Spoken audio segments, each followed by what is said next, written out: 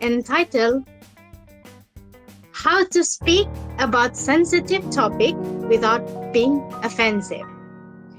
Just a brief introduction about our special presenter today. Dr. Efila is an educator at Ben Davis University High School. She has numerous years teaching English and Spanish. She has designed curriculum by engaging interactive content for flipped, blended, and online classes. Please join me to welcome Professor Dr. Efila Jzar Simpson.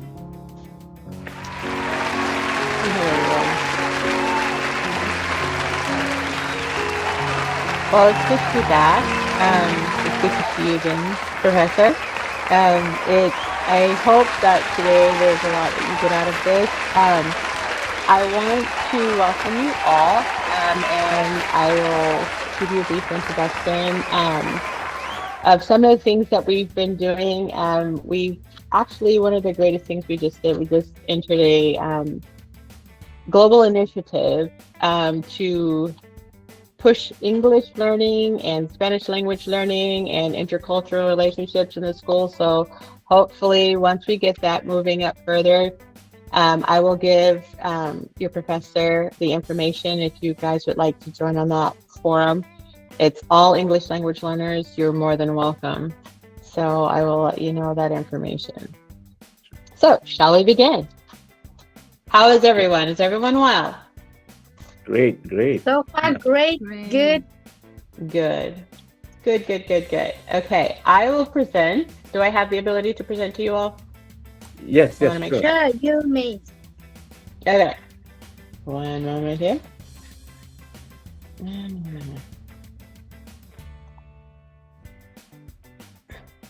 Okay, I'm going to present just one tab and let me know that you're able to see it. Yes?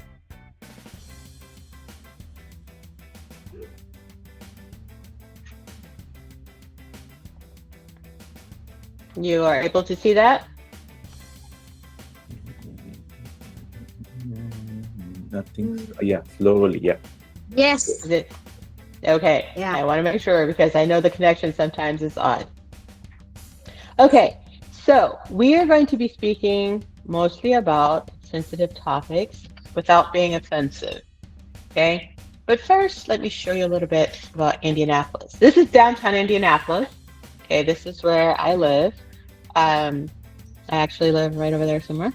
So it's a beautiful place. It's rather flat. There are no hills. Indiana in general is extremely flat. But it has some characteristics. It has a lot to do. There are a lot of sports. Indiana is really, really big on sports events. There are a lot of conventions, and people come from all over the world here to different conventions, different sports events, and different meetings and gatherings at the Pan Am Plaza, at our convention center. It's a meeting place for the entire United States and a very big meeting place for most of the places in Central and actually South America too, when they come north to do things here in the United States. Indiana is one of those places where a lot of people come. Okay. One of the other things we have, it's freezing. There we go. Oh, there we go. Okay. Indiana has a lot of different things. This is the Indiana Dunes. It looks like it's on an ocean. It is not. That is on one of the Indiana Great Lakes. It's on one of the Great Lakes. It's on Lake Michigan, actually. And it's far north. On the other side of that lake is Chicago. And further east on that lake is Canada.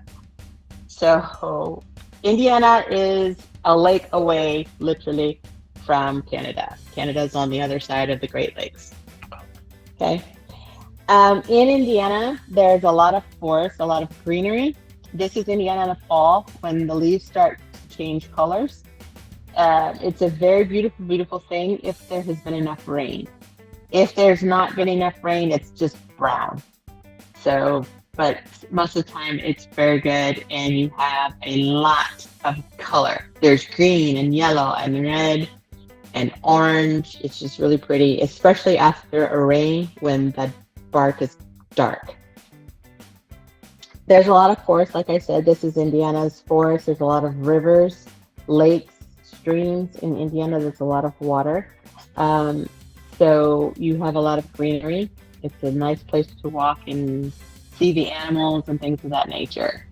Indiana is mostly farmland, just miles and miles, kilometer upon kilometer of corn and soybeans and sometimes potatoes, but just mostly corn.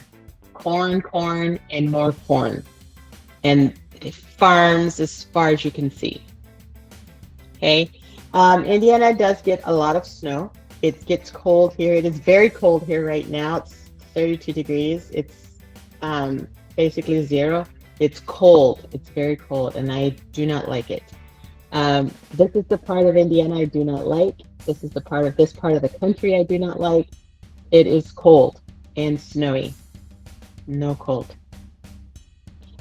Beyond that, as I was telling you, Indiana loves sports. It's all about sports. This is the Lucas Oil Stadium. This is where a lot of concerts, major sports events like American football is played, and a lot of some tractor pulling races, and there's place is just huge. A lot of events happen here. Gatherings happen there. As you can see here, this is the inside, and it shows like where everyone sits, how many people it actually seats. This is in the summer or when it's warmer. You can actually see they open the roof and let the fresh air in. When it's cold, obviously they close it, or when it's raining, it's closed. But you can see the thousands and thousands and thousands of people that are there. Indianapolis is also the racing capital of the world. We have the Indianapolis 500. This is the track. And as you can see, as far as you can see, there's no hills. It's flat, flat, flat. Indiana's very, very flat. Okay, this is one of the races that they have. This is at the actual Indianapolis 500. It is full like this all of the time. And Indiana has a very big basketball culture. This is the stadium for the Pacers, which is the Indiana team. And they are very popular, and they're actually doing well right now. So that's where they play. This is what it looks like inside. They have these large TVs on all four corners so you can see, because some of the seats up here, it's hard to see the stage at the bottom or the court at the bottom. So they put it on the TV. And then you end up watching the TV and not the game. Indy 11 is our newest sport. It is soccer. Finally, Indiana has soccer. I don't know if you guys have been watching World Cup. It has been on in my classroom. So when Brazil plays, the world stops for me, and everyone has to watch the game. So, but we have a new stadium and we have a new team, and they're doing okay as well. But this is where Indiana is, and this is the whole of the United States. Indiana, like I said, there's Canada, and it's literally at the top of the lake is Canada.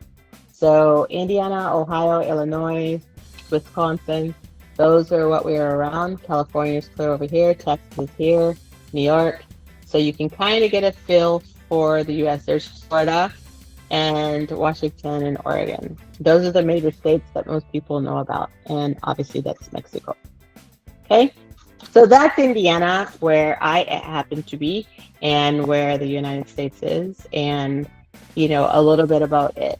So hopefully that was interesting for you. So let's get into this. So when we're talking about some of our topics, okay, when you look at this picture, what do you see? What are your thoughts?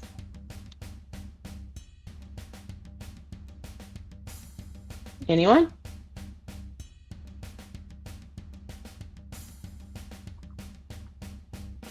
No one to react. Body shaming. Body shaming. Yes. They're saying their the people here that you see, what are they doing? Gossiping. They're judging. Gossiping, Judging. judging. Yes. And they're saying, why is she so fat? But we know nothing about this, do we? We know nothing about this person. What about this? What do you see?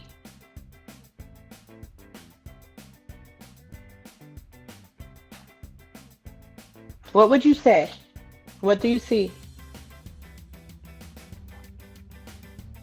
They're different from others. They are different from others. And why? And you look at that and do you say, oh, they're beautiful, they're gorgeous? Is that the first thing that comes to your mind?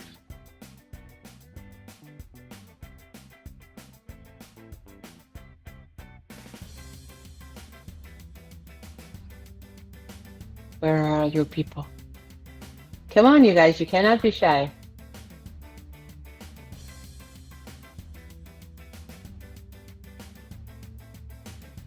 When you see this person, what do you want to know?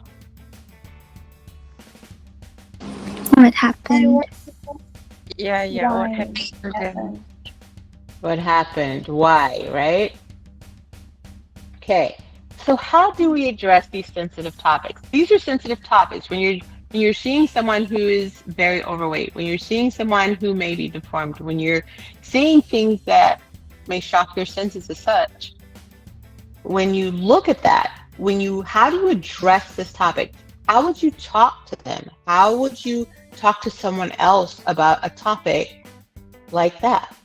What would you do? What do you think you would do?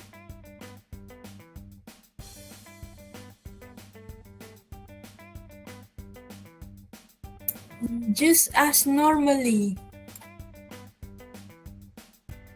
You would just walk up to them, why is your face like that? Why are you fat? Is that what you would ask? No. No. So what would you ask? Well, maybe ask in a good way. Start by How would you- asking. How would you do Okay. that? By asking whether they are fine or okay. By starting with that, maybe. Okay. Anyone else? Or just no need to ask. But you have to address this topic. You have to find out something. That's what you're doing. You're asking about this topic. So how would you go about it? Without Maybe being approach. offensive. Go ahead. Maybe approach them first. Having a normal conversation, then ask about their conditions. Mhm. About the skin condition that they have. Good. Okay. First, we need to ask ourselves something. Okay. Everything you're saying is good. Okay. But we have to ask yourself, what is sensitive? What is it? What does it mean? What does it mean to be sensitive about something?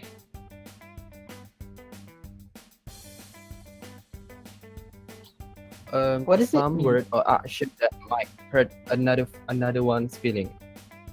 Something that might hurt another one's feelings. Could it only hurt it, or could it? What about making someone angry? Is that a possibility? Yeah. Yeah. What if this is you? Let's say you are the person who has the face deformity, and someone comes up to you and says, "What happened to your face?"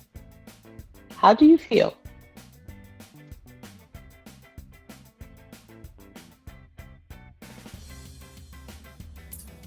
I will feel offended. Why? Offended or maybe ashamed because I'm different from the other. Yes. Yes. So that's a sensitivity, is it not? To feel, you don't want to make someone feel ashamed. You don't want to make someone feel like they're different or different. You can be different in a positive way, right? If someone says you are extraordinarily beautiful, are you different? Yes. Yes, everyone is different. Yes, everyone is different. So we want to keep it positive, right?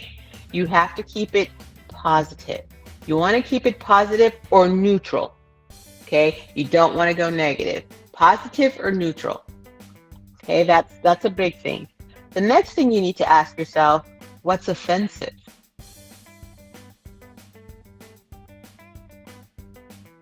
What's offensive?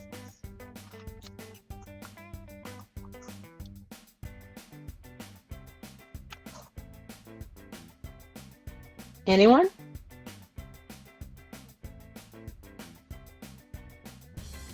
Causing someone to feel upset or annoyed. Yes, causing someone to feel upset, annoyed, or shame. Yes. So the first thing you need to do is you need to know what is sensitive and what is offensive. And you have to also understand that in some cases, what is offensive to some is not offensive to others. Yes? What is sensitive for some is not sensitive for others. Okay? So that's the top two things. That's why you need to know what is offensive and what is sensitive, because it doesn't mean to say the same thing to everyone. Okay? So what are some of the things you need to think about in general, even when you are speaking to others? What do you need to think about?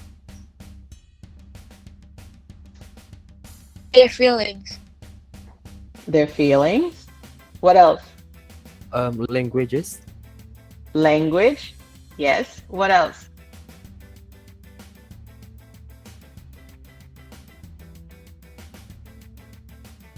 Attitude. It broke up. What was that? Attitude. Expression. Expression. Yes. Yes. Is it good sometimes when you're thinking about expressions and facial expressions, right? I can say, hey, what happened to your face? And that's not offensive. Yes. Not as offensive, because it's still as I'm saying, hey, what happened to your face versus, ew, what happened to your face? Right? Your facial expressions, your body language is a very big part of not being offensive. Okay, how do you bring this information to someone? Because your face and your body language is literally about 70% of your communication versus your words. Someone said language. Why is language important to think about when you're speaking to others?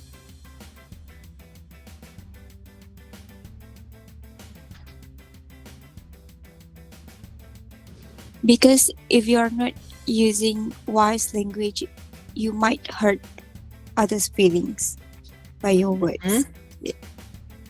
Because Yes.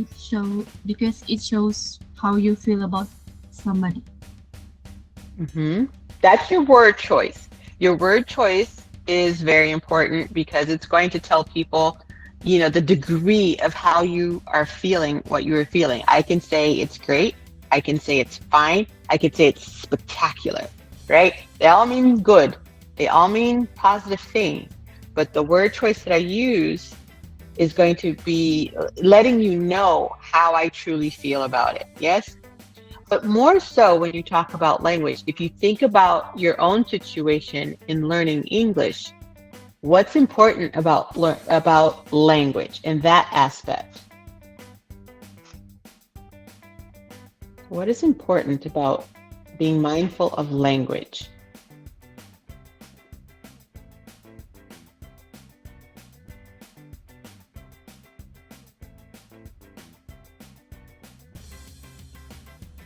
What have you learned about language?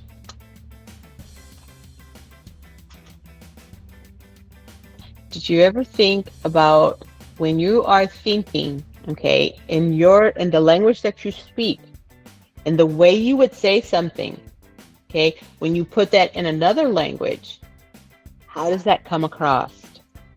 How does the other person hear what you are saying? Okay, that's really, really, really important, especially when you are talking about sensitive topics. For example, if I were to speak to someone, and I'm going to speak in Spanish, and I'm going to say to someone, me da igual, okay? And then I say that to someone, and I'm trying to not be offensive, okay? If I said that to someone and I'm speaking to them in Spanish, they're going to not take that offensively.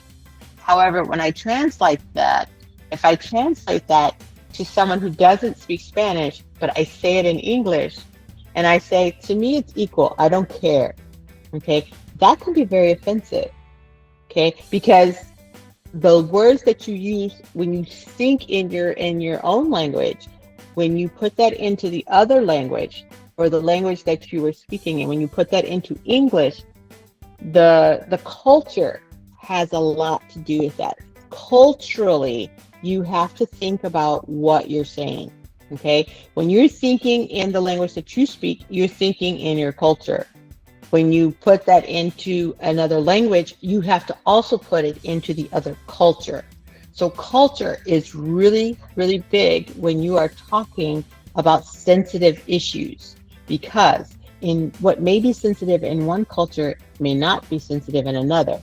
The way you express something in one culture may not be the same way in another, and that can cause the offense.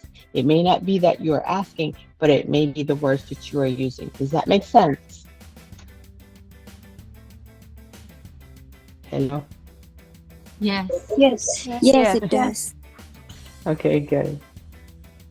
Okay, one of the things that you need to do, and you need to think about when you are talking about speaking on a sensitive topic without being offensive, is first you have to identify your audience. Who are you speaking to? Okay, are you speaking to younger people? Are you speaking to older people? Are you speaking to people that all have the same sensitivity? Yes. Are you speaking to people who don't care about sensitivities? That changes your language. Okay. You have to identify who you are speaking to. Okay. If we are talking, let's take the picture of the lady who is overweight, who is fat.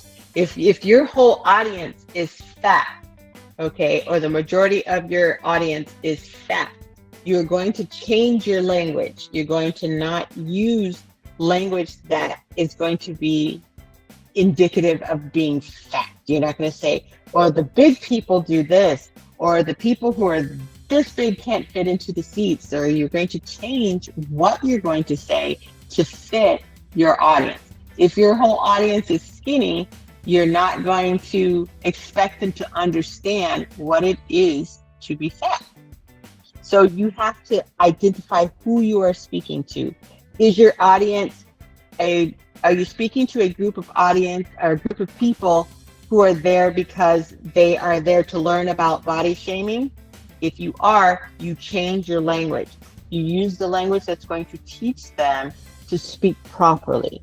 Okay? If you're talking to people who are there because they have been body shamed, you're going to use language and introduce the topic from the standpoint of healing them.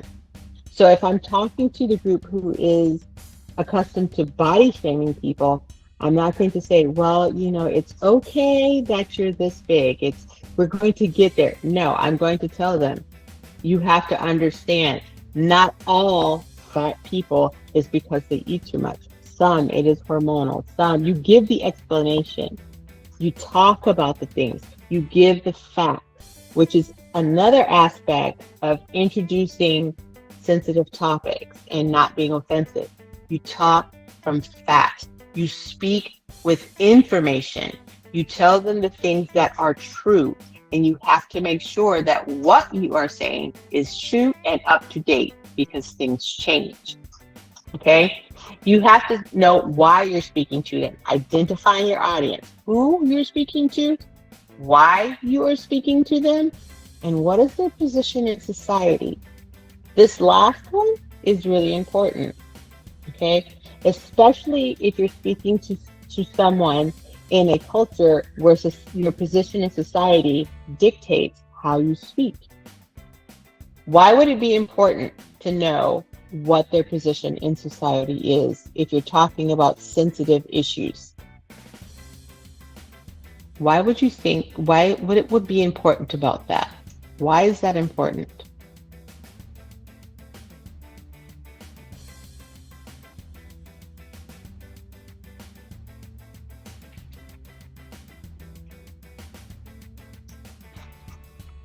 Are we connected?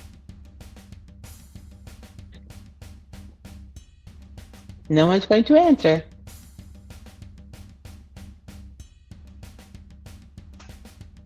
Someone must know. What is a position in society? Do you know what that is? I'll clarify that first. What is a position in society? A level of society. How do you define that?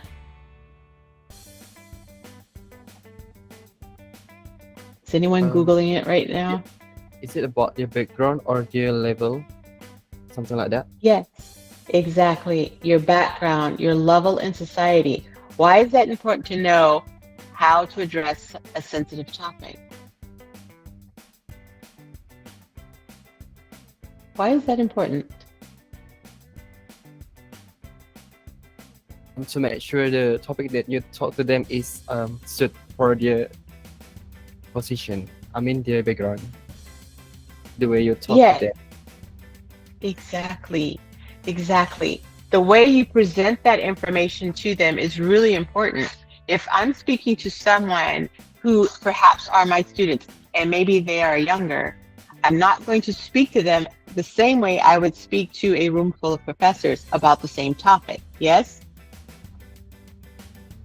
Do you speak to your professor the same way you speak to your peers? No. No. No. Hope not.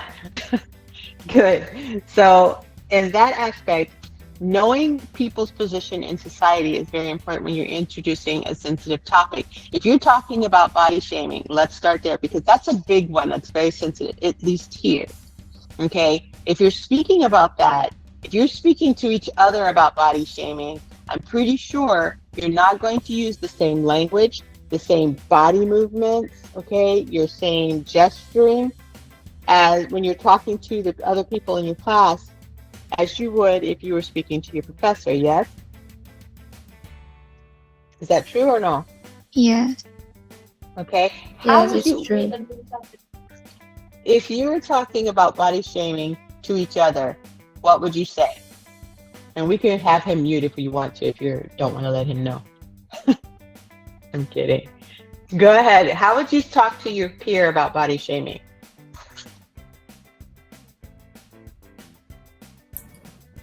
Say that please start diet. Please start a diet. Okay. That is very direct. If you know this, I don't know if I would say that like that. Would you say that to your friend? Would you say, please start a diet? No, it's too harsh. No. No. That's very harsh. Please start a diet. You're fat. That's not being sensitive at all. How would you change that? Maybe ask them a question like, have you ever wondered or do you think that you want to go to the gym with me or something? Okay, asking them to go to the gym with you. That's a good one. How else would you do that? What is another way to do that? Maybe expressing how we are worried about the condition. Yes, you could do that. If you're close to that person, I'm worried about your health. You know, what is going on with you? Yes.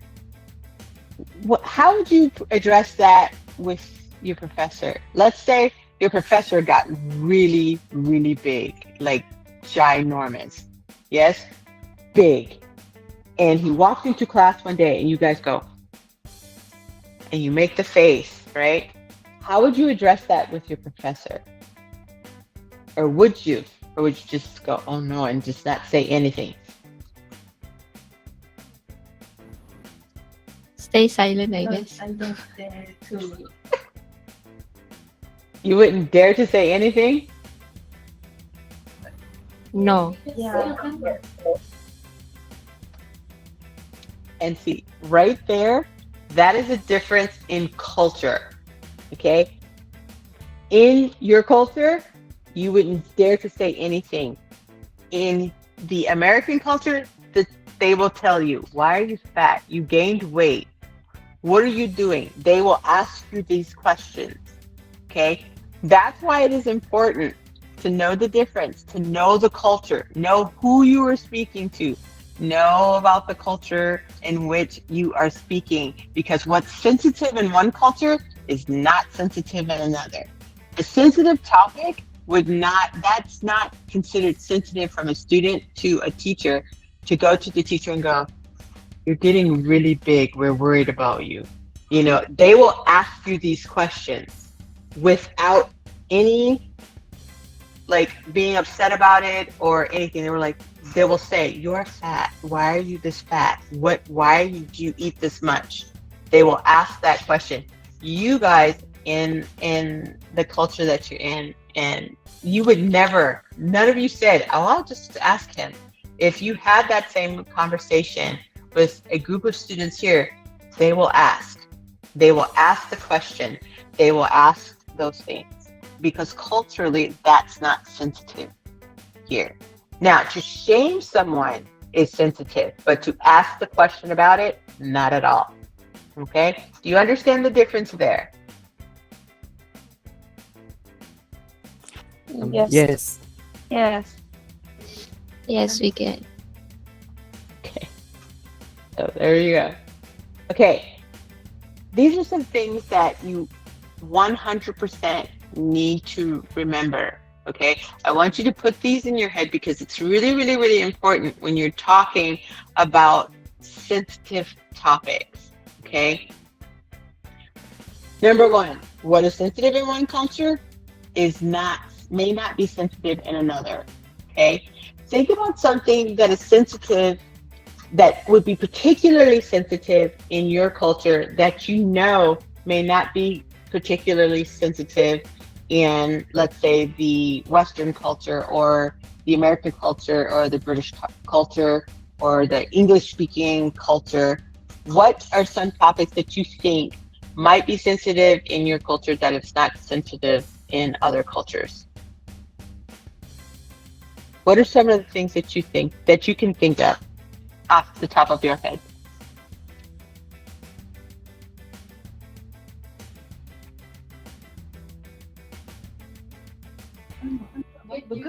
Your lifestyle? Lifestyle? And what type and what aspect of lifestyle? What kind of lifestyle?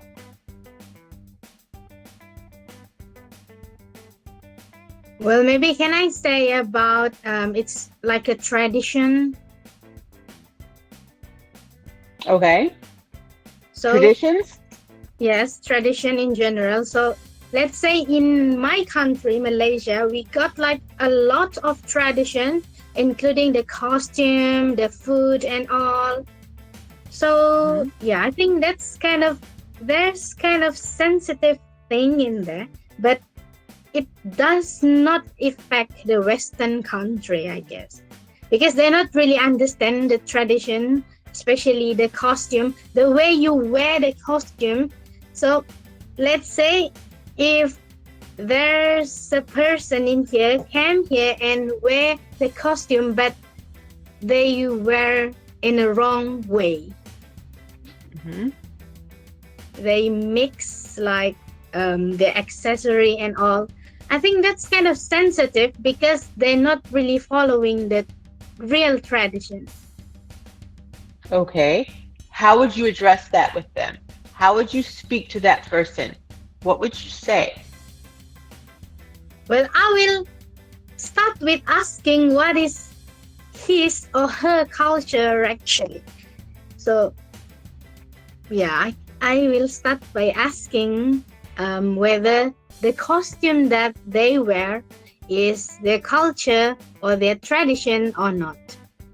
So if not, well, it's depends actually. So if not, then it's okay because they don't know about it. Then I will tell them.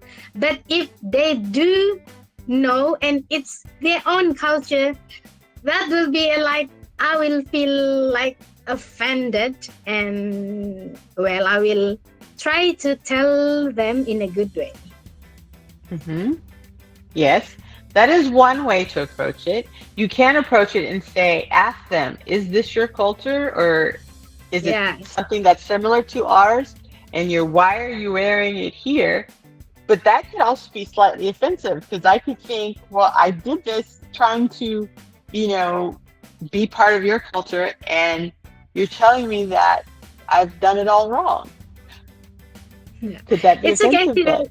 You are always welcome to be in our culture, but you need to know the right thing to do. So, That's it. in your approach to teach them, and you said that you would tell them the right way to do it. Would telling them the right way to do it be like, how would you tell them? How would you start that conversation? I will start with telling them what is this accessory should wear and when to wear it. Like, because there's specific event you need to wear, like specific accessory, specific event. Yes.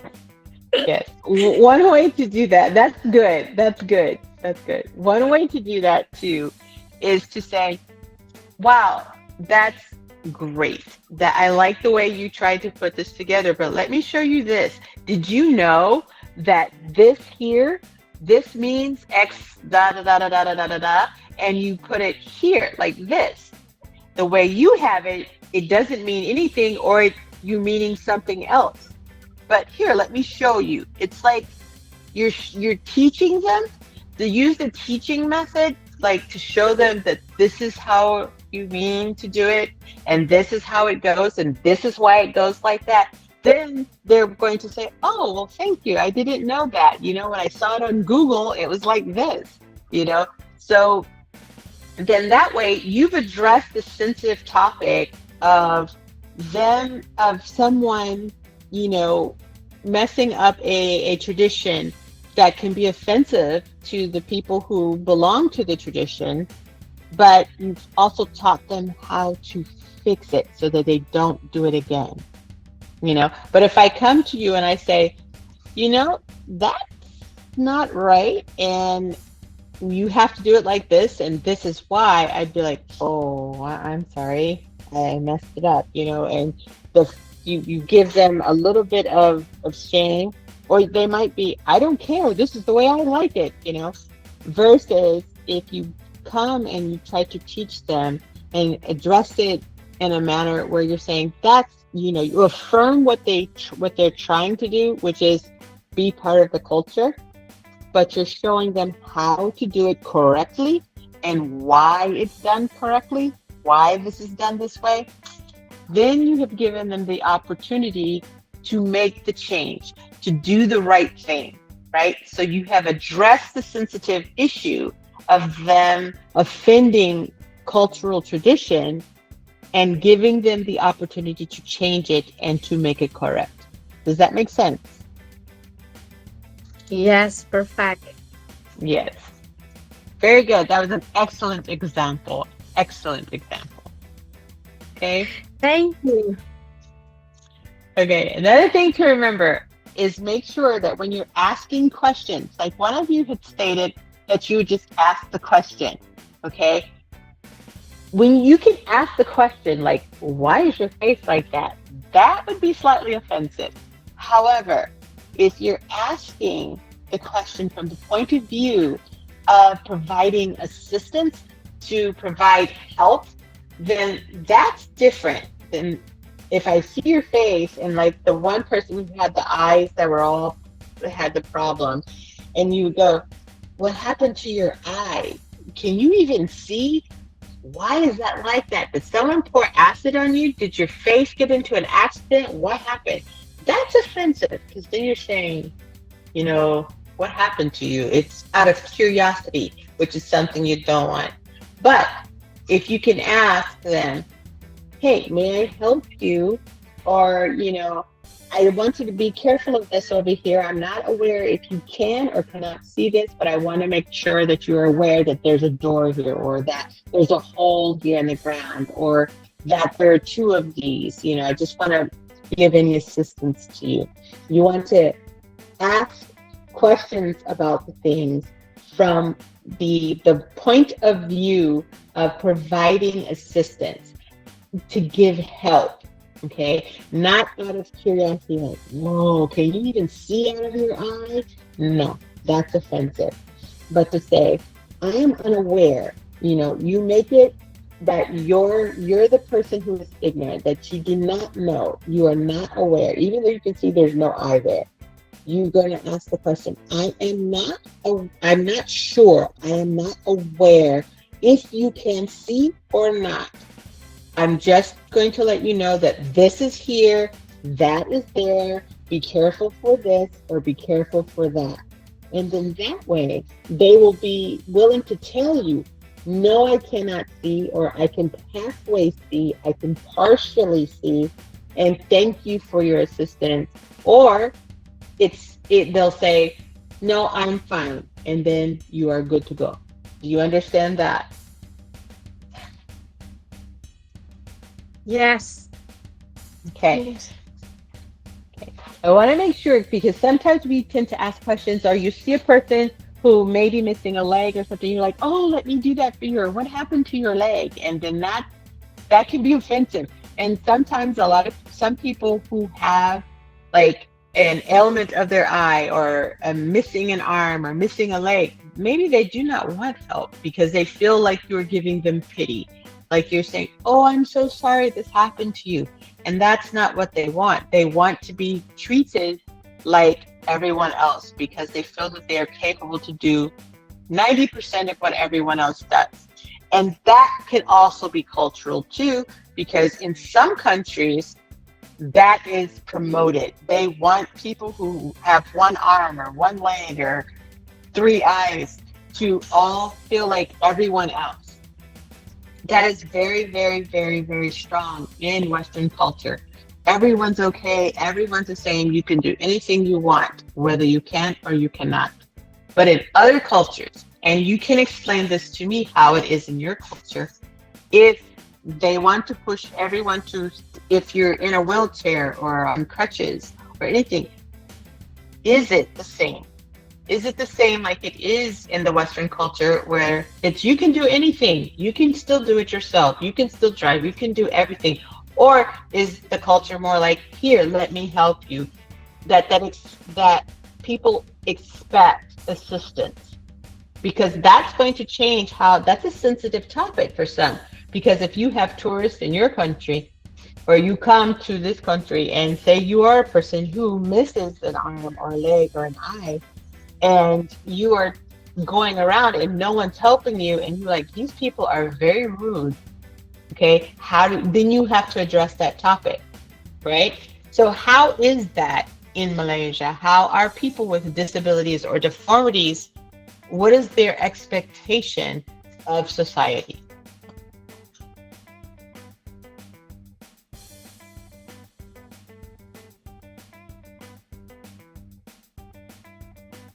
I think everyone's asleep.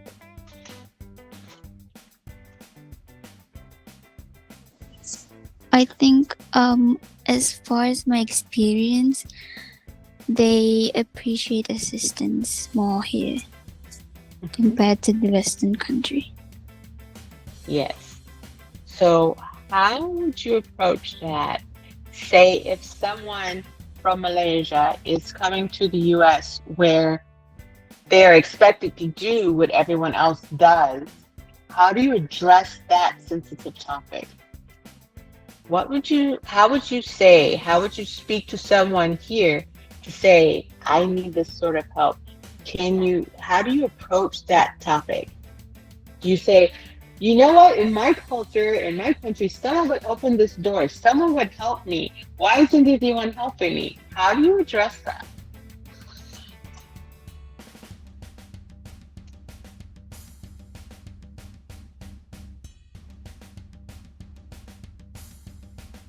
How do you address that topic? How do you ask? How do you let the people around you know?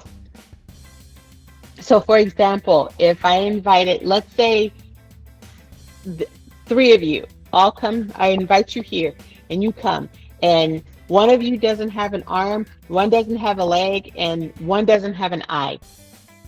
And you're expecting lots of help, but you don't get it. Everybody's expecting you to find your way up the stairs, find the elevator, go to the cafeteria by yourself and get to your hotel by yourself. How do you address that topic with the people who are guiding you around?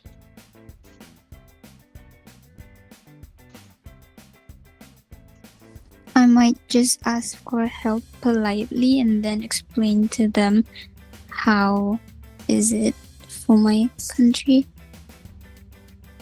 Okay. How would you say that? I'm the person guiding you around. I don't open the door. You say, I need to get to the cafeteria. I'm like, oh, it's down the hall, and go all the way down to the other end. Okay, thank you, bye. How do you address that with me? Sorry, but would you mind helping me or guide me through the direction and everything, because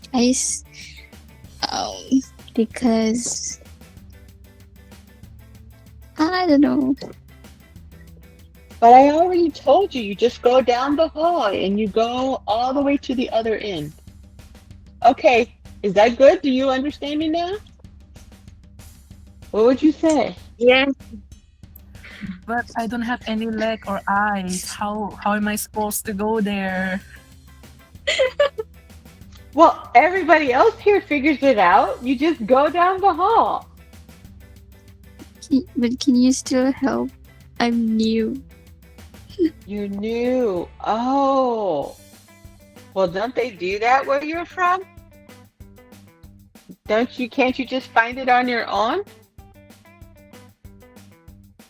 Well, I can, but there's someone in my own country help me, guide me, because I am disabled. But I need someone to help me in your country, because there's no one to help me because I don't have any legs to walk there. Oh, okay. Well, I will help you down there. No worries. Thank you for explaining that to me. I understand it.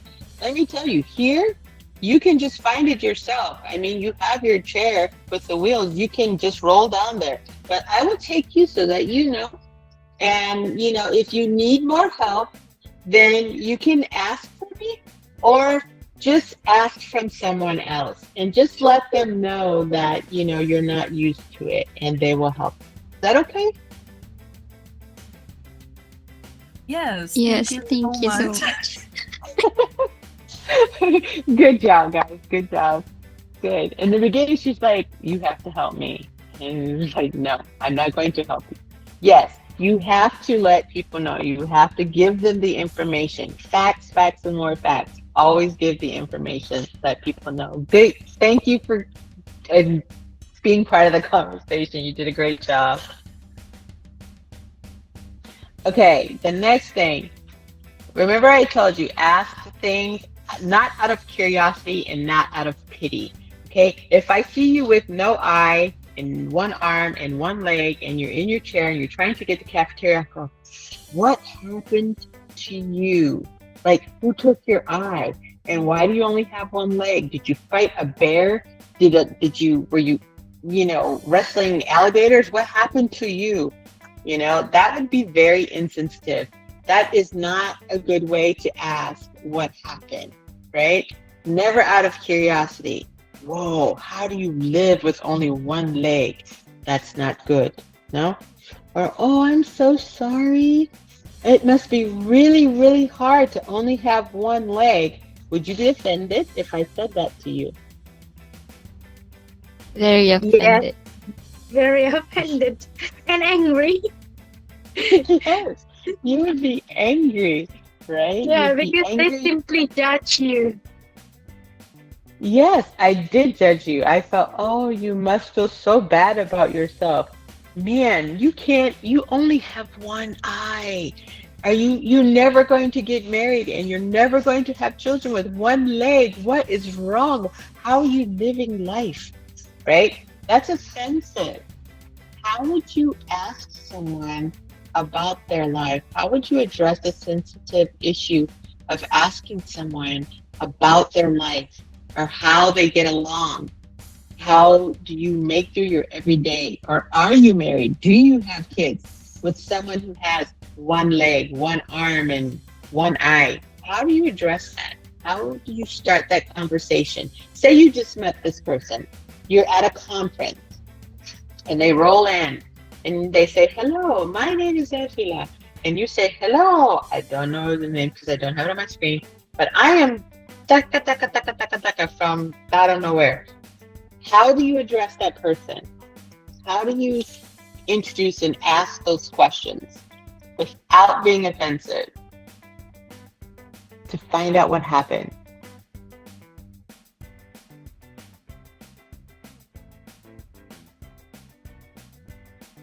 How do you do that?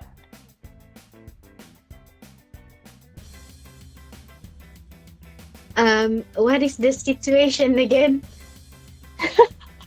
It is, you come here, we're in a big room, we're in a conference, there's lots of people, and I introduce myself to you, and I have one eye, one arm, and one leg, and I go, hello, my name is Efila, and in your mind, you are thinking, what happened? Why does she only have one leg and one eye and one arm? How do you ask me about that? How do you address that with me, wanting to know, without it sounding like, whoa, what happened to you? How do you address that? Okay. Okay, so since it's a conference, right?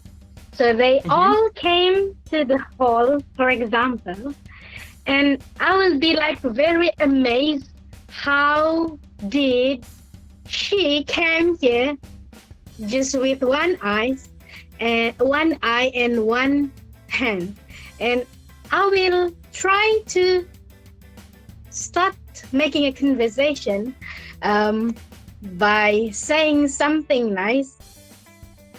Okay, that's totally lost. No. No. Okay. Let me rethink.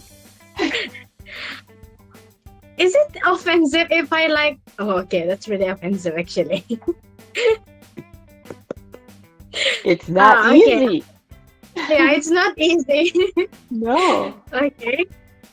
It's really cute. Okay. Maybe I will start with did someone assist you to come here?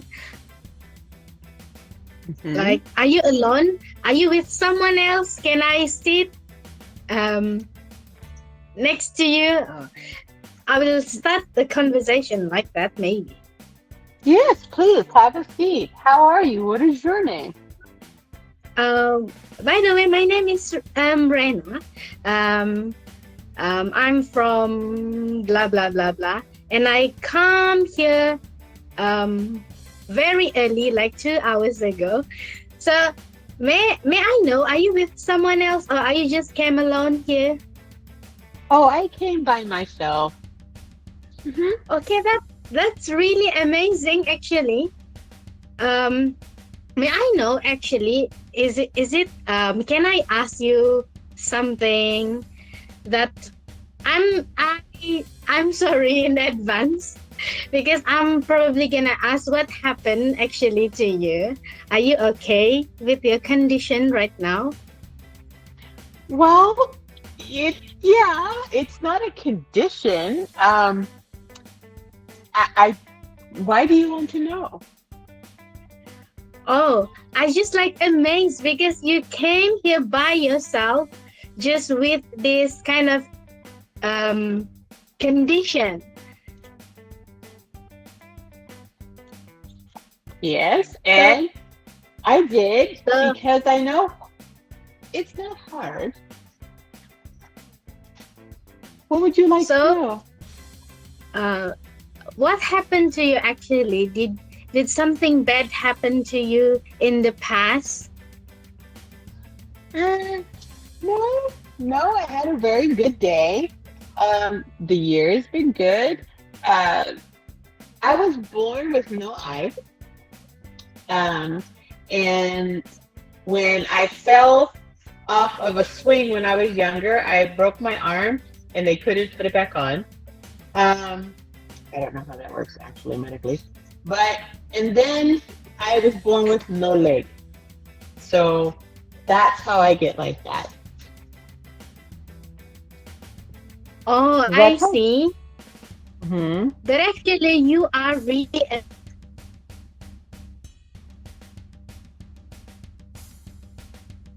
You broke up.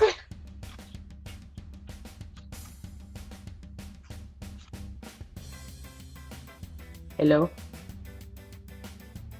I think we lost connection. Can I give it a go? Of course. All right. So, hey there. I'm Dara Ellison. Okay, did I lose my connection? Yes, you did. You lost your connection. I think I lost her again.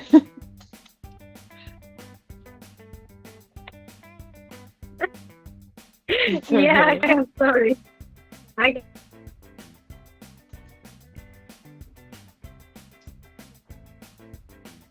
Yeah, Yeah. yeah, there is a Some kind of- connection issue.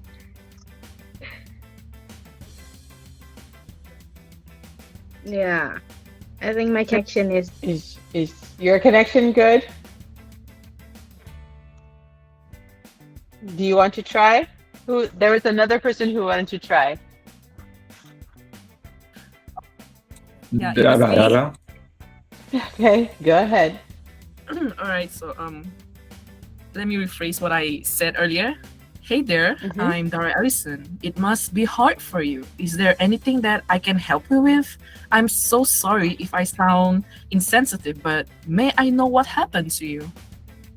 Why do you think it would be hard for me? Just because I have one eye and one leg and one arm, why would it be hard for me? How is it hard for you? You have two of them. Well, even though I have two, I still wear glasses and it's still hard for me. So I can't imagine for you to have one eye. And I'm so sorry if I sound sensitive. You have just wounded my feeling. I am so hurt right now that you think that it would be hard for me only because I have one eye. I can see out of the other one and I can see everything. I'm so sorry. I thought that I can help you with anything, I just want you to be comfortable. I don't want you to be miserable. I don't need your help. You're being very mean to me right now. I'm so sorry. You're fine. Here, let me tell you. If you want to know about me, don't assume that I'm having a hard time. Assume that I am doing well. Assume that everything is good. Then, if it is not, you allow me to tell you that it is not. Okay? When you say, I imagine it must be hard, you're assuming that it's hard for me. It might be right pretty easily for me. People who are born like that, sometimes they don't know what it's like to be normal. So it is easy for them. They don't know another way. So a way to say that would be to say, hey, I can't imagine what it's like to have one eye and one arm and one leg, but you do it so well. You're doing great. How do you do that? How do you keep positive?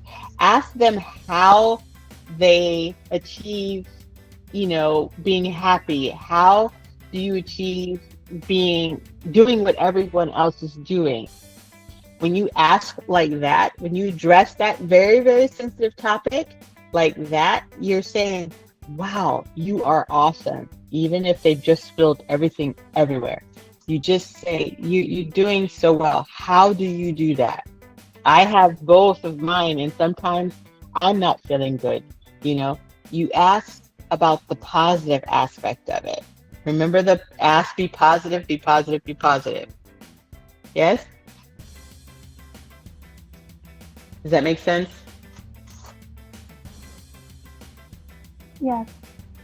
Yes. Okay. Yes. I was said the person who gave the who I was speaking with, who was I speaking with? Who said, I can't imagine how hard it would be. Who said that? What is your name?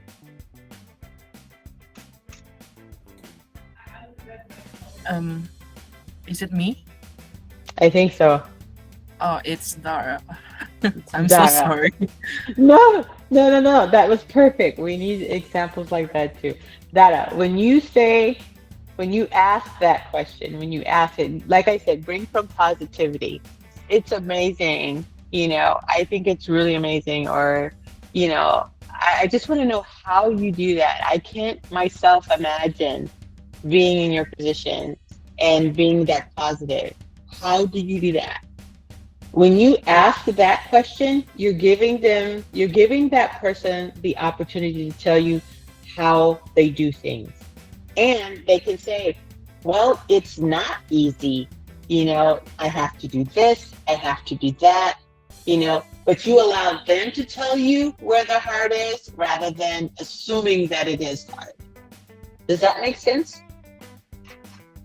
Yes, it does. Okay. That was great. We needed that example because it brings out, because when you think about it, you would ask that question and you can apologize in advance for saying it, but it can still hurt. Imagine if I said that to you. Imagine if I came to visit you and I say, wow, it must be really difficult for you living in this hot place with all the people and being so far away from everything and not being able to, do all the things. Or I assume that you are poor and I say, oh, it must be really hard for you, having to go to the grocery every day and not having Uber and not having TV. And I make all of these assumptions that you do not have any of these things when you have all of those things. Do you understand that? How would you feel if I did that?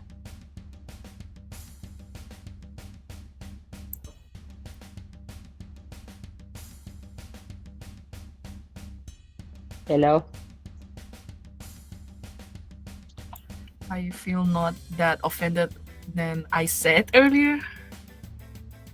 No. How would you be offended if I came to visit you, Dada? If I came to visit any of you there, yes, and I would, when you came and I got there, and I would be like, wow, how do you guys, it must be really hard for all of you over there to live in a place that's hot and you don't have air conditioning and you don't have color TV and your internet doesn't work, and it must be really hard that you have to go and pick all your food and do all of these things, and you can't listen to the radio and you don't have the high technology. It must be really hard for you.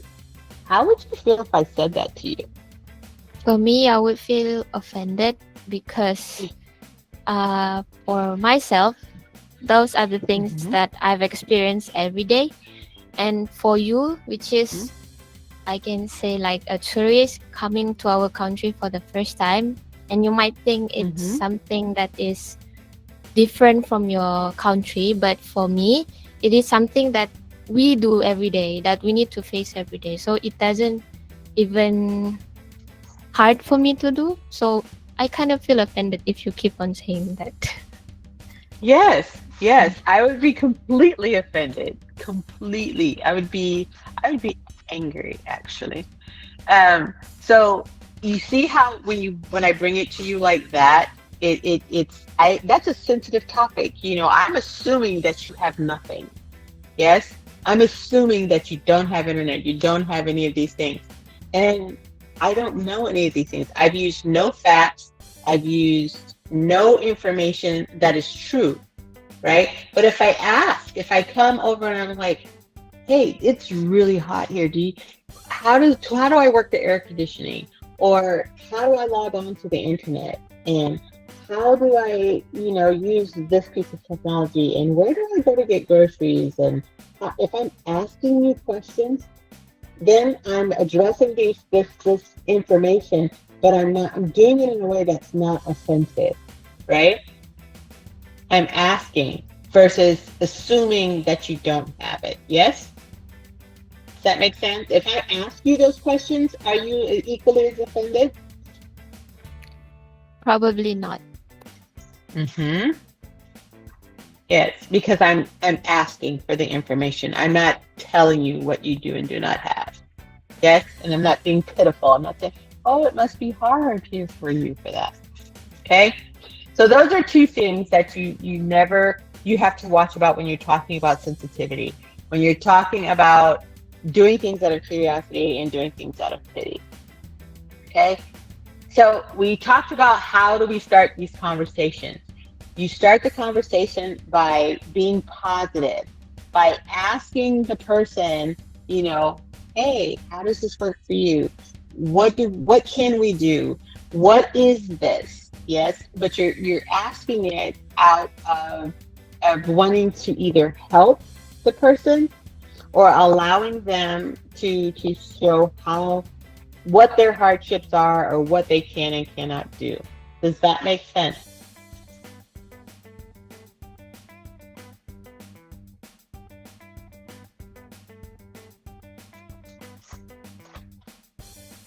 Okay. Make sure the other thing you need to do, make sure you have all of your facts correct. Make sure that if I'm asking you about your country, like when I was asking you about your country, I had no facts whatsoever. It was all what I think, right? I didn't know or even ask if you had internet. I didn't know or ask if you had air conditioning. I didn't know or ask any of this information. I just assumed it. So when you're talking about sensitive information, about sensitive topics, you have to make sure that you have your facts correct. Make sure you have information. Okay, make sure you have all of your information. Okay, and one of the biggest things when you're talking about things like this is do not give your opinion or refute. Refute means to go against. So you do not want to give your opinion or go against theirs. Yes? Like if I say, oh, it's just so hot there and so muggy, you guys must just hate it, right? I'm giving you my opinion. And then if you were to tell me, well, no, it's not that bad, I don't mind it. Oh, you have to mind it. It must be awful. I don't know how you think it's not that way. Do you understand that? Does that make sense? Yes, it does. Yes. Yes, It it is. does. Because when you do that, what am I doing? What have I just done?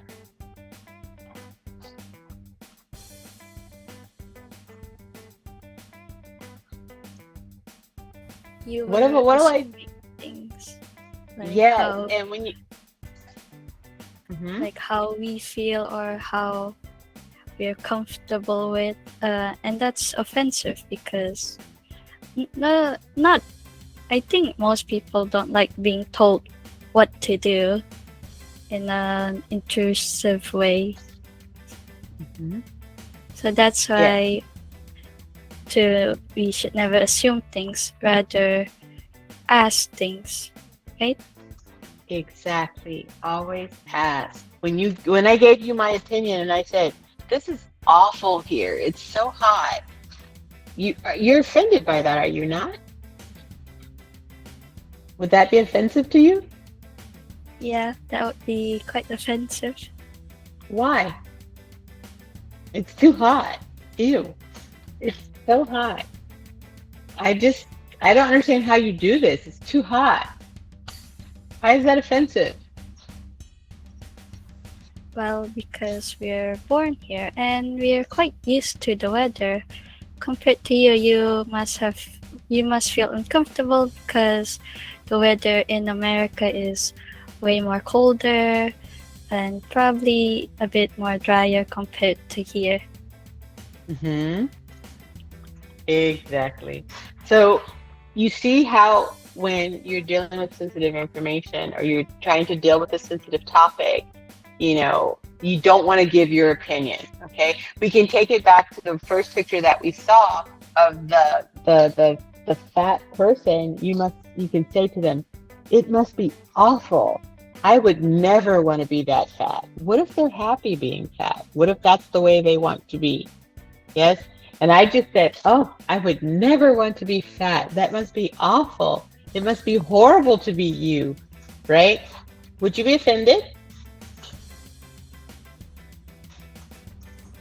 Who would be Yes. offended? Yeah, I would be offended. I would be offended. Okay. But what if they said, I'm happy being fat? And you said, why? Why are you happy being fat? Would you be offended then if that was you? Of course, because they're judging my body. And what I do with my body is my responsibility, my own will to do. So them being, what do you say? They seem to care about my body more. Is that's not the right word, huh? Okay. But yeah, That's because it's my body, and I like how it is, the way it is. Yes. exactly. So let me ask you this. How would you address that? How would you say, how would you talk to someone like that? Instead of saying, oh my goodness, it's too hot. Or, oh, how do you live being fat? What would you say? That's a very sensitive topic. How do you address it?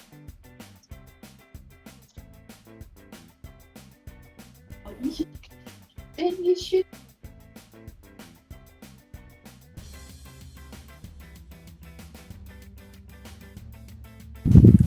Well, the way I would address it is probably like I said before. Um, yes, it may be hot here, but we can manage well. We have air conditioners in like restaurants and buildings in our home. And for if I'm overweight or fat, kind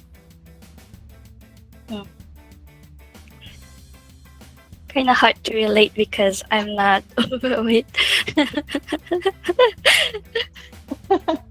Okay, let's take it from this aspect. In some places, being overweight and fat is how you're supposed to be. So, how do I say, why are you so skinny? How would you address that? I love being skinny. But that's not the way people should be. Oh my goodness. People need to be, people need to be big and plump. That's how I know you're healthy. Doesn't mean being skinny we're not healthy. Actually, I really love myself. I love myself mostly because even if people keep on saying that being skinny is unhealthy, but it's still things that makes me happy, and every time I look at the mirror, I love myself. Well, I guess. You can be skinny and happy, but I'm telling you, you need to put some weight. You need to eat a sandwich. You need to eat everything because you need to be big. I can't even talk about being fat for me because no matter how large portion of meals I take every day, it's gonna end up increasing my metabolism. So I cannot get fat that easy. Interesting. Very good. That is an excellent way to do that. And that is a very, very, very good way to address that topic, because you addressed it by giving information and by giving facts and not your opinion. You gave them what they needed to know, exactly how you were supposed to do that. Very good. Very, very good. Okay. In discussion, like she just did, you give your thoughts based on facts that you've learned, and be open to learn, and to be open to learn more and to be corrected. You need to be open that if the information that you have or that you have found is incorrect, that you can be corrected. So if you do a Google search, why is Malaysia so hot? And it says it's so hot because there are no air conditioning and they cut down all the trees. And so that's my belief, because that's what I found in Google. And then I talk to you and I'm like, well, if you hadn't cut down all the trees and you have no air, then it wouldn't be that way. And you're like, we have lots of trees and, we do have air. And then I say, no, you don't, no, you don't, no, you don't. We are then in conflict, yes? We are not having a conversation. We are having a conflict, because when we're talking about such a sensitive topic, such as, someone's culture, someone's, the way they eat, just like when you were talking about yourself being thin and you're not being able to imagine that, someone is fat or overweight, you gave me the information, you gave me facts. Okay. And I was open to being corrected. You told me that even if I did, my metabolism is going to increase. And so that's why I would never be heavy, or I would never be fat, or I would never be overweight, which is exactly what you were supposed to have done. That is the exact great way to address a very sensitive topic, because the other person has to be open and you have to be open to being corrected and learning more. I learned that you won't get heavy or fat because no matter how big your portion is, your metabolism is too high. Yes? Does that make sense? Yes. Yes, Exactly. Exactly. Okay. So we go back to, remember these people we talked about. Look at her. She looks happy with who she is. Yes? Yes, she looks happy. She looks happy. She is proud. She's wearing her dress and she's feeling great today. So in that, when you have someone like that, then you ask, if you want to know how, how would you address her? I want someone who hasn't spoken as of yet. I want you to ask her, about herself. What would you ask her? How would you address her sensitivity?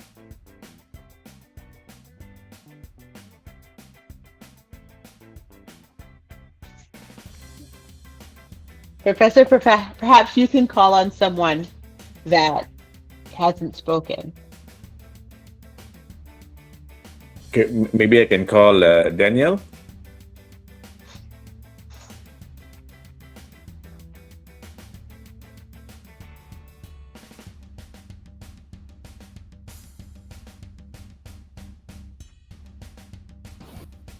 Yes.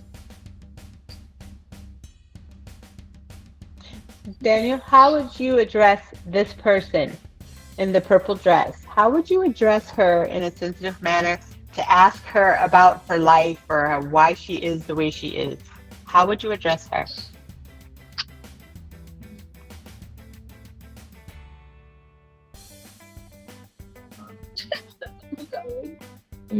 You mean I'm asking her about why she the way she is right now? Yes, why you want to know why she is fat, or how does she live her life fat?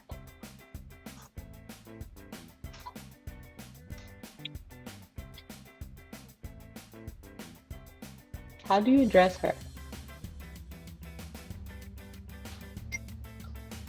I would say she looks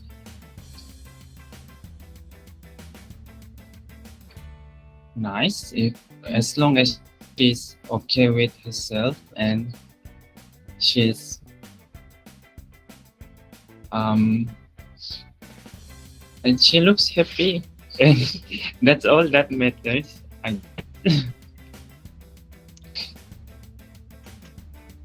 It's difficult. How do you, if you want to know why she is fat, how do you address that? Oh.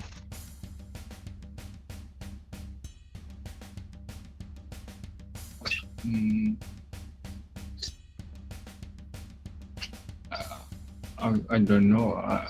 I'm afraid I would hurt her feelings. Would you be offended if, okay, let's say you were fat. This was you, and not in a dress, though. You'd be like in a suit. Okay? And how would you want someone to ask you why you are that fat? How would you want someone to address you? And so that you wouldn't be offended?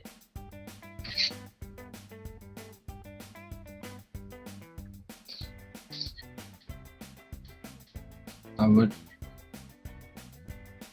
would prefer if they ask me by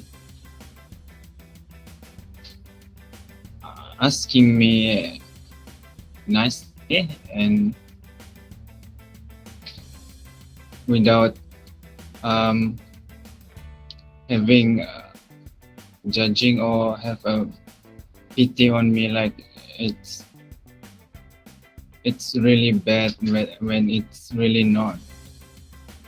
Mm-hmm. What would be the words that you would use? What would you say?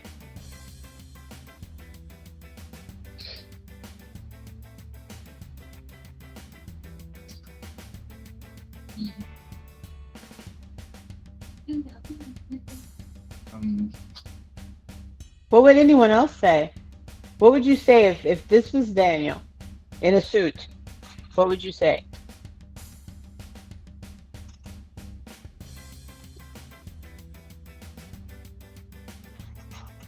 What would anyone say?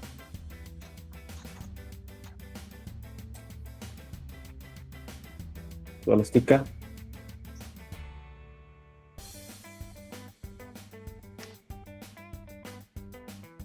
Yes, it's me. What would you say?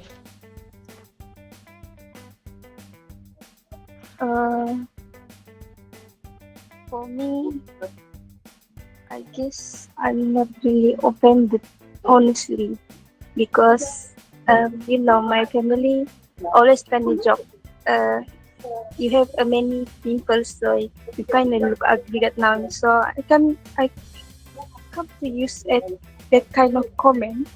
So I'm not really offended, but it'd be really nicely if they don't really like talk harshly, and yeah, maybe give some help, maybe to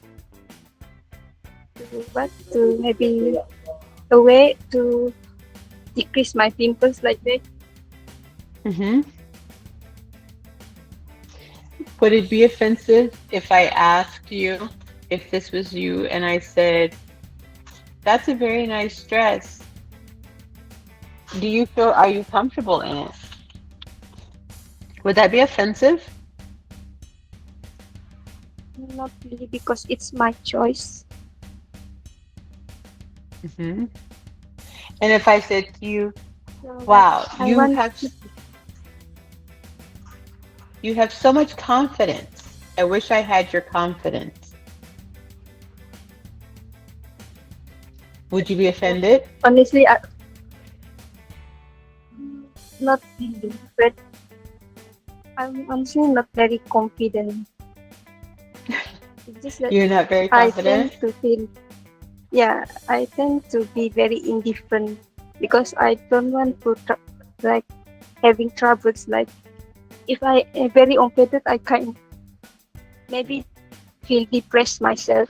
So I don't really want to depress myself or making trouble, like fighting. But if you So I try to be indifferent. okay, but if you have to address a sensitive issue, if you have to address this person, you this is your job. You Maybe I have to address her. What do you do? and I try. Maybe I ask him, uh, how how do you try to live happily? Because many people usually body shame and talking about how being overweight is really bad. So maybe I try to ask her how he can try to maybe live their life happily.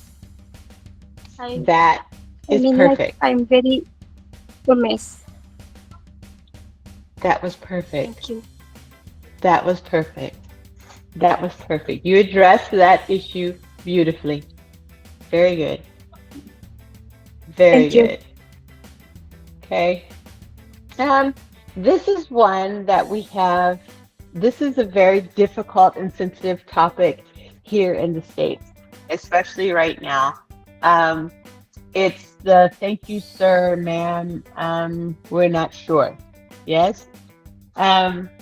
Especially in our schools right now and in our society here, it is extremely difficult and a very, very, very sensitive topic when we have people where we are not sure whether we should address as sir or ma'am. Okay? And addressing this topic is super extremely sensitive because there are laws that govern this. There are laws like there's a lot of trouble that you can get in for, addressing someone the wrong way and not calling a sir a ma'am and a ma'am a sir. If you have someone who looks like the person in this picture, you're not sure if it is sir or ma'am. Yes? Do you guys see that? Yes. Yes. Yes. Mm-hmm. And here it's difficult because we have sirs that look like ma'ams and ma'ams that look like sirs, but they're still sirs and they're still ma'ams and you don't know. Yes? So how do you address that issue? How would you address that? How do you not make that mistake? What do you use? What do you say?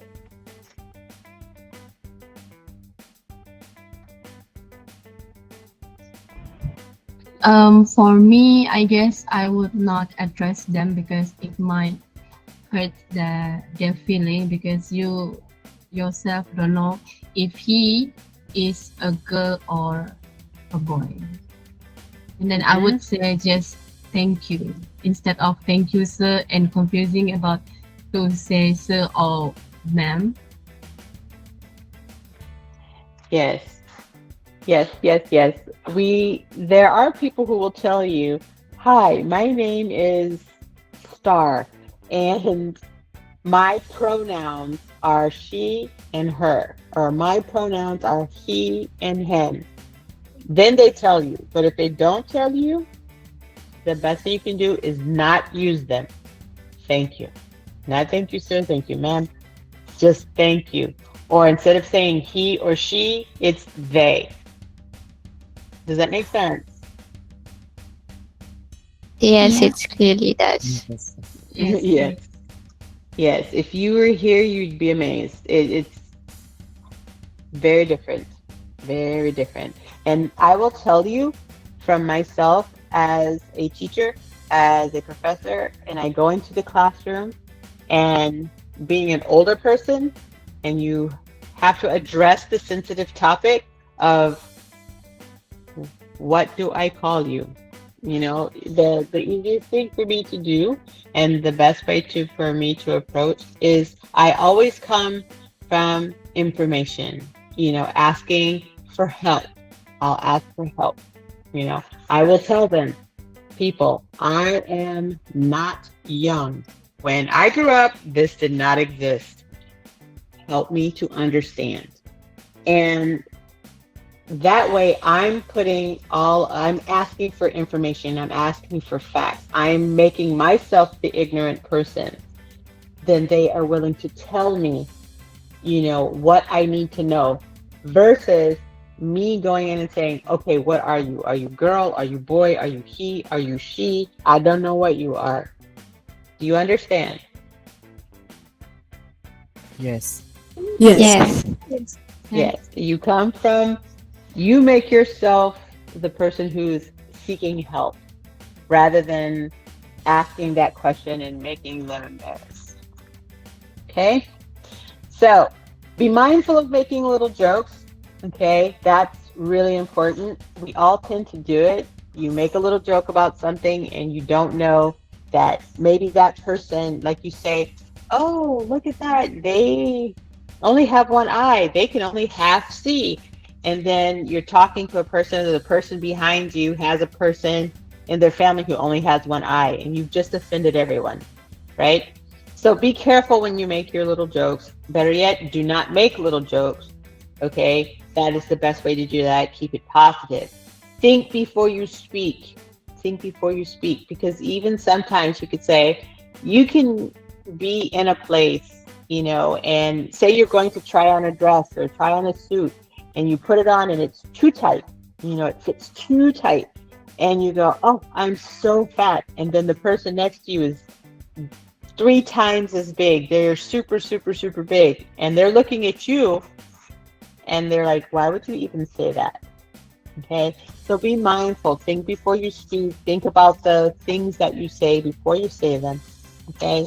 And ask yourself before you say something, would you be offended? If it were you or someone in your family or someone you cared about, you know, when you address a topic, when you're going to ask, you know, have that conversation with yourself before you have it, before you say what you're going to say. Be deliberate in what you're going to say. Okay? Does that make sense? Yes, it does. Okay. Okay, I am going to stop sharing and I will turn it back over to your professor, and you can ask questions or anything that you would like to know or to say or understand or go through. Well, thank you for this insightful and meaningful sharing from Dr. Efila. Now it's your favorite session, which is the Q&A, or known as question and answer session. Does anyone here have any question? Feel free to ask any question. Anything you want to know? Yes, someone raised their hand. First of all, I'm sorry for asking this question.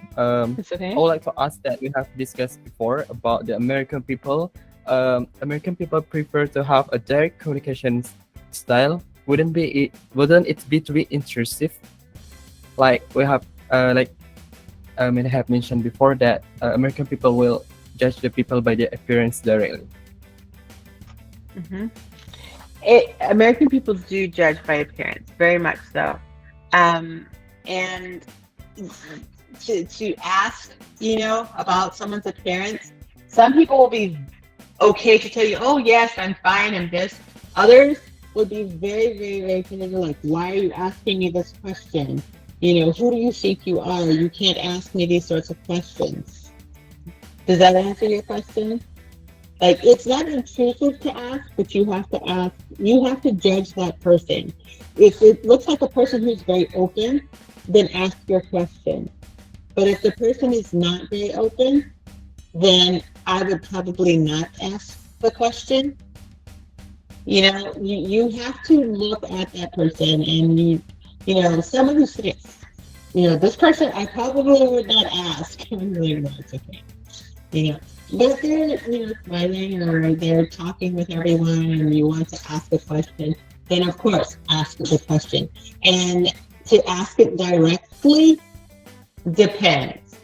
Okay, it depends on their level of society and where they see you in society. Okay, because you have to understand too that a lot of the people here see, and this is really bad to say, but they will see everyone from anywhere else beneath them. Do you understand that? So you have to understand that as well, because they're going to see as you're asking that you can be above them, in society completely, but they're going to see you here. So you have to take that into consideration when you ask the question. Like if you're wanting to ask, why are you like that? Or why are you wearing the shirt that color? You might not say, why are you wearing the shirt that color? It may be, oh, that's different. What made you choose that shirt? Does that make sense? Did I answer your question? Yes.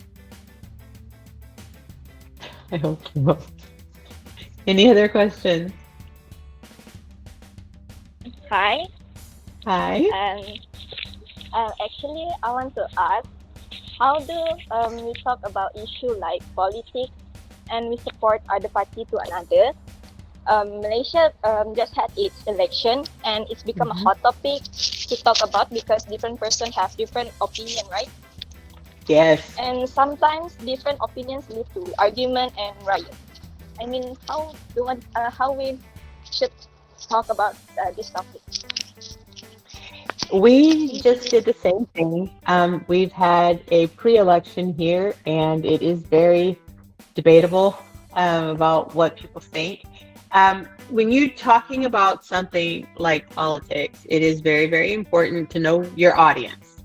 Definitely know your audience, okay? If you are on the A party and the B party is who you're going to talk to, you don't want to poke them. You don't want to say, well, why do you believe this? And this is wrong. And, you should believe like this. That would be you're antagonizing. You're asking for an argument, okay?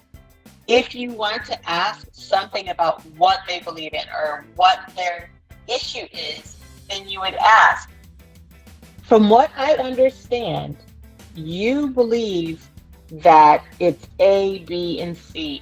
Can you explain that to me? Can you tell me why you believe that? And then in that way, you're inviting conversation versus starting a fight. Does that make sense?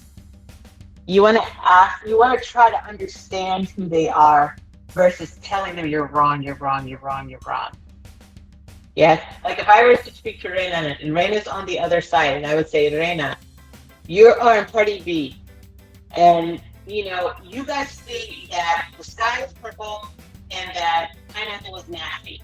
And I will tell you, you're wrong. It's not true. The sky is blue and pineapple is delicious. Yes? I'm just telling you you're wrong. Does anyone like to be told that they are wrong? No. Nobody does. Especially me. No one likes to be told that they are wrong, yes? But if I ask you, why do you think, Rena, why do you think that the sky is purple? And why don't you like pineapple? Can you explain this to me?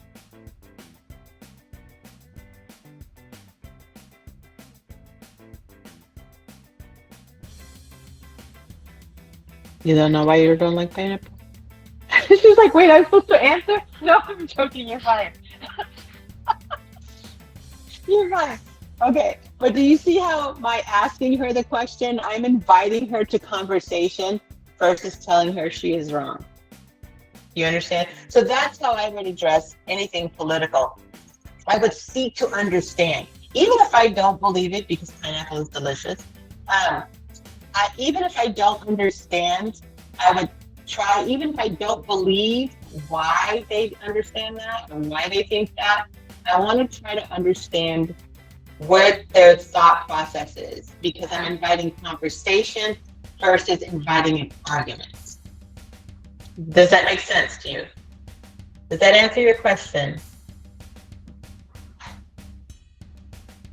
Yes, I don't know who Yes. asked the question. Okay, good. Good. Any other questions? Thank you. You're welcome.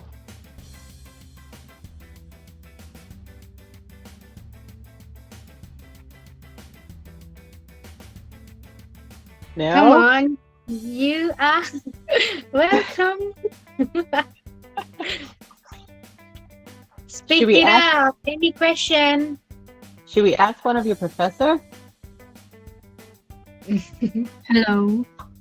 Everyone's like, no, we want A's. We want good grades, so no, we will not put him on the spot. We tried. Hello? We tried. Okay. There you have something to say. Hello, my name is Nurvega Sima. So I want to ask you about when you have this one group of your friend, and then there is one people that from black people, you know, and then your other friend don't like these black people, but for you it's not a big deal to be friend with the black people, and then how you will react to make that person who don't like black people to be friend with black people, because about the black people issue is not going well with other people who don't have a black skin. Yes. Sometimes, in all honesty, sometimes that's very difficult. One of the things that you would invite them to understand each other. A lot of times people who don't like people who are black are because of what they have learned or what that they have experienced with that group of people.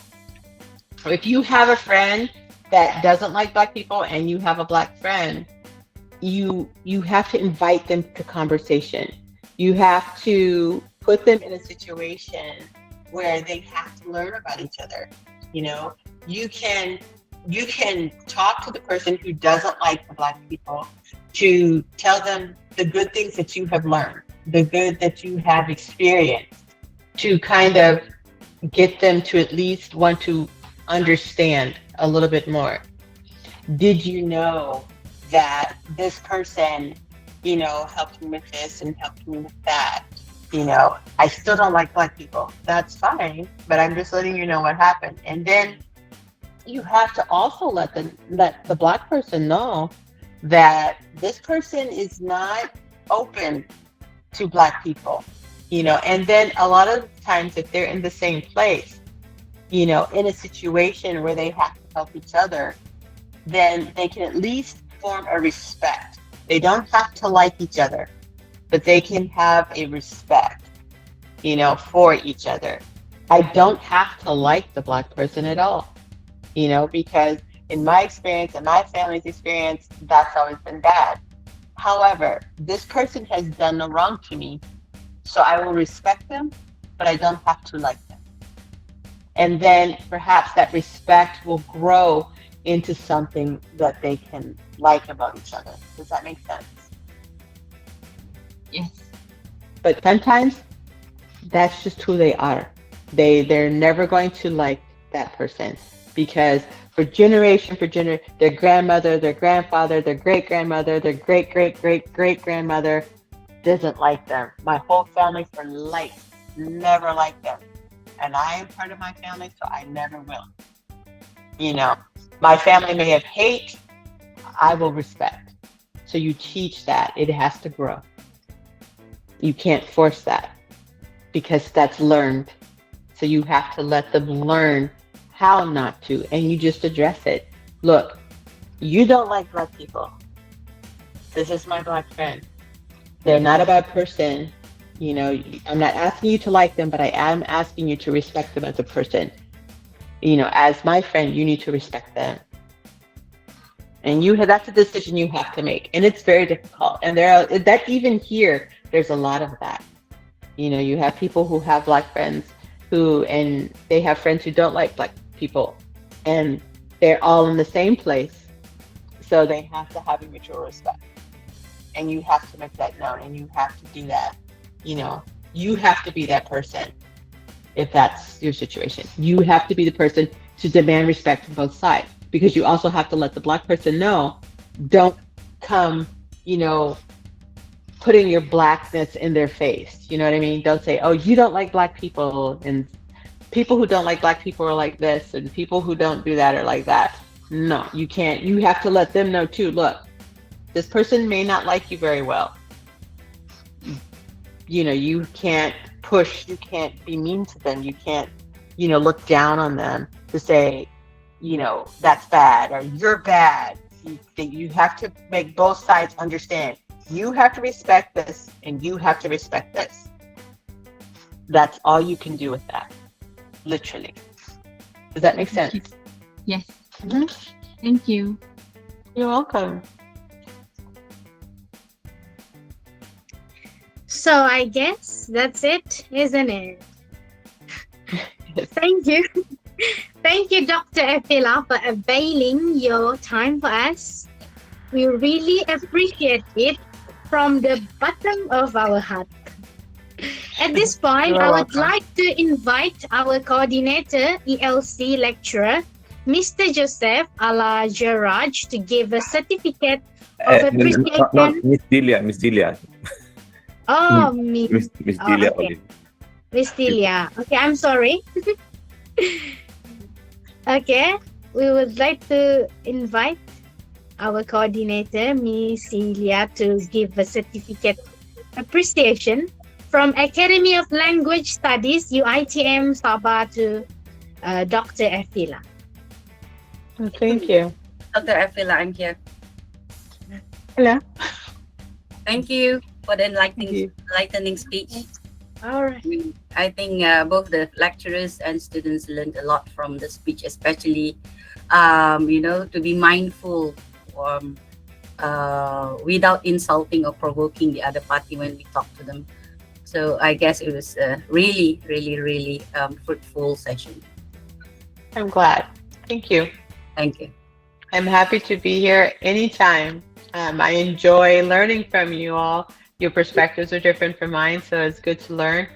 Any good teacher knows the best way to teach is to learn, and you never stop learning. That's forever. Definitely, this is not the last time or the first or the last time for us to invite you. Definitely, there will be more in future. Okay. I will be happy to be there. Thank you. You're very welcome.